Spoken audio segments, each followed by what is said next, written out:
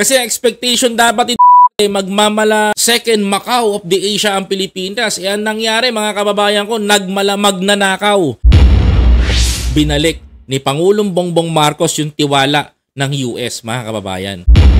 Tayo ngayon meron na tayong BYD, meron na tayong Jet Tour, meron na tayong Cherry Auto, meron na tayong Geely, napakaraming company na pumasok sa Pilipinas na investors kapalit ng pagbabantay nila doon sa karagatan natin. O, ganun kalupit si Digong.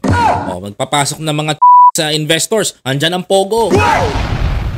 Di ba mga kababayan ko? Kasi plano niyang gawin, malamakaw ang Pilipinas. Kaso nga lang, yung mga opisyal natin during that administration, nagmagnanakaw.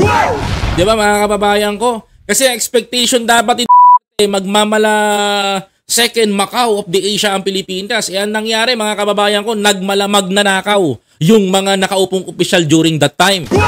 Kaya ngayon mga kababayan ko, kanya-kanyang dekwat ng yaman mga kababayan ko. Hanggang sa nasira ang imahe sa US ang Pilipinas. O ngayon mga kababayan ko, binalik ni Pangulong Bongbong Marcos yung tiwala ng US mga kababayan. And one of the challenges of the president is paano niya hahatakin sa ASEAN si Donald Trump.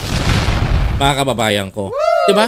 Yan yung pinaka-biggest impact ng gagawa ni Pangulong Bongbong Marcos, mga kababayan ko. Kaya nga tawan-tawa ako nung sinabihan ni President Trump na si hindi niya alam yung ginagawa niya. Ang tawag doon, ob-ob. But we have some fantastic military relationships with the Philippines, and that's been reinstituted.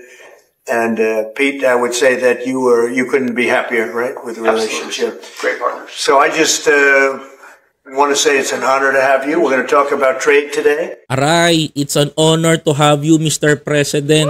No? Ang sakit nitong marinig, mga kababayan ko, sa mga DDS.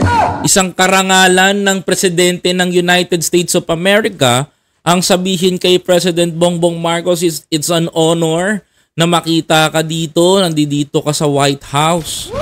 Samantalang si mga kababayan ko, kahit anong pagpapapogi niya, hindi siya pinapansin.